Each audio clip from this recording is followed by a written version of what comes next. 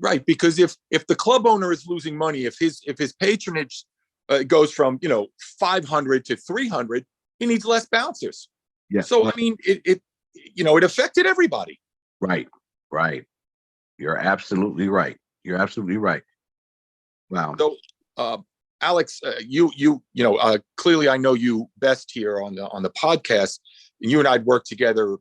I don't know, 60 clubs together, 50 clubs, different events, this and that, red carpet events. Right.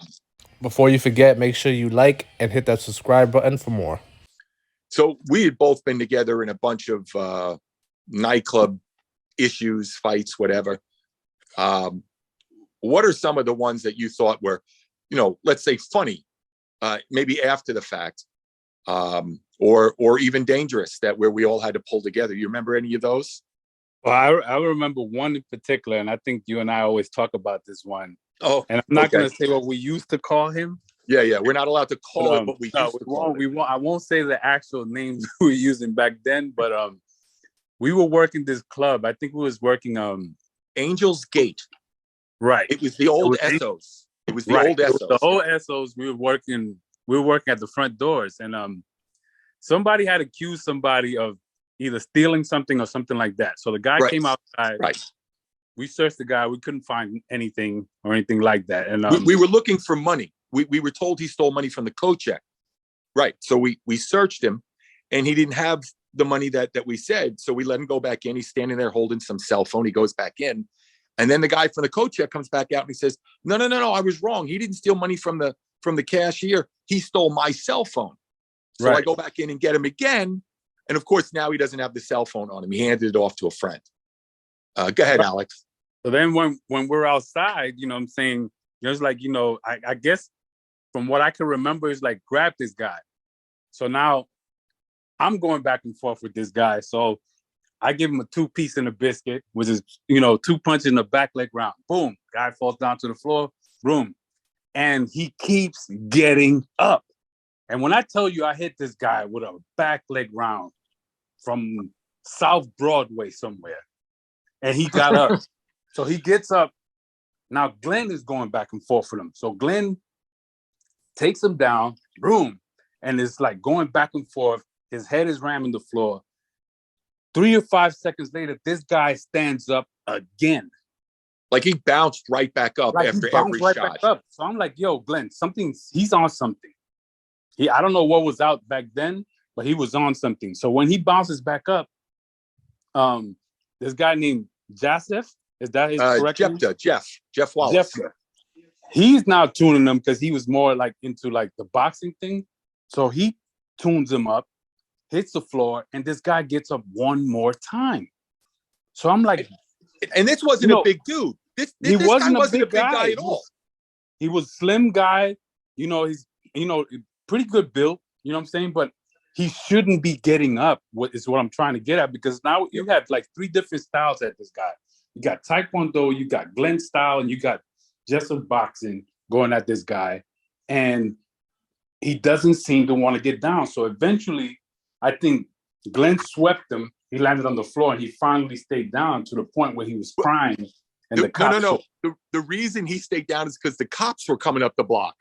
When the cops got, like, he made like he was unconscious. When the cop got out of the car, he jumped up like he was always awake, waiting to talk to the cops. I didn't even want to use the word we were using, but we used to call him I'm gonna use a different word, the fruity guy from hell. Which was crazy because it was like kind of like a gay night or something like that. So we called him like the fruity night from hell, because this guy, if the cops never came, he would have kept bouncing up like that. And we was wondering, like, what was he on? I wish I knew what he was on, because if they were giving out those things back then, it was like we were fighting a robot. And no matter what our best technique was, this guy kept getting up. And it was like the craziest thing. It was one of the craziest bouncing scenes that I've seen for the longest. He must have looked Martin when he fought Thomas Hearns. Remember that? Yeah, something like that. With the lumps. Something like that. Insane. It was insane. And he had the lumps and everything, but he just kept getting up. It was like one of the craziest things Right. that I've seen for like the longest. We were imagining what he felt like the following day, though. The following day must have been a bad. He had to be man. He had to be a complete mess. Because I remember getting into a fight one time where this football player, and I tell my son this story all the time. I tell the story to everybody all the time, where he picked me up by my groin and my face. This guy was so strong. I hit him with a punch, and it was like throwing a raisin at a buffalo. It did nothing. And I actually, I was used to hitting guys. You know how you get so used to your technique working, there'll be that one time where you're going to need just a little bit more. And that one day I didn't have a little more. I'll never forget 1981 or 82. And I hit this guy. They threw him out the club, and he ran into me, and I thought he had pushed me from behind, but it wasn't. Later on, I found out that he didn't, that they had pushed him into me. And when I turned around, I hit him, and he just said, "Yo, man, what you doing?" And in my mind, I was like, nothing. I just happened to be passing by, but I couldn't let him see that.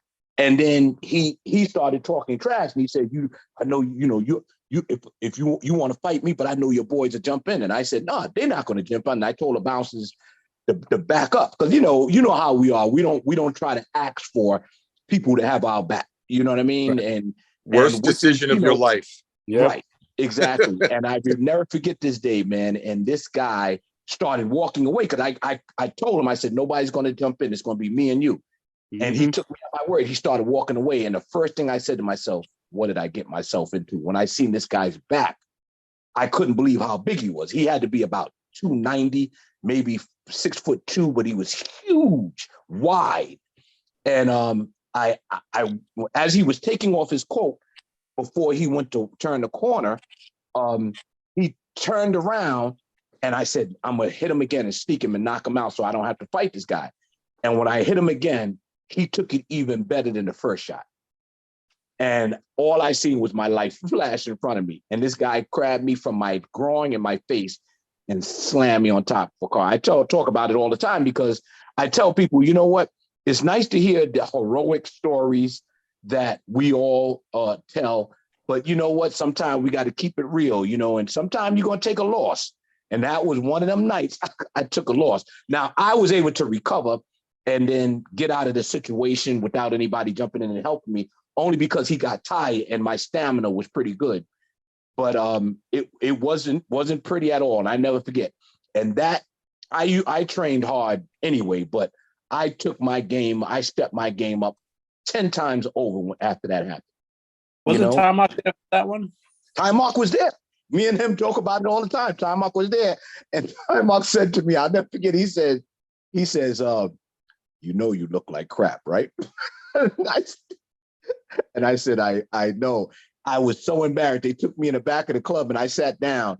I couldn't even bring my head up for a half hour, because I didn't even want to look at the rest of the bouncers, because I felt like I lost all my credibility, because it was right after I had stopped a bank robbery. And no, matter of fact, it was before I stopped the bank robbery. It was before, because I remember I went into about another 3 months of hard training, boxing, everything, because I said, this is never going to happen to me again. And sometimes we got to have that kind of revelation happen in our life to make us change what we're doing, and that's why that got me out of so much traditional karate, the way they was doing it, because I said, this stuff ain't going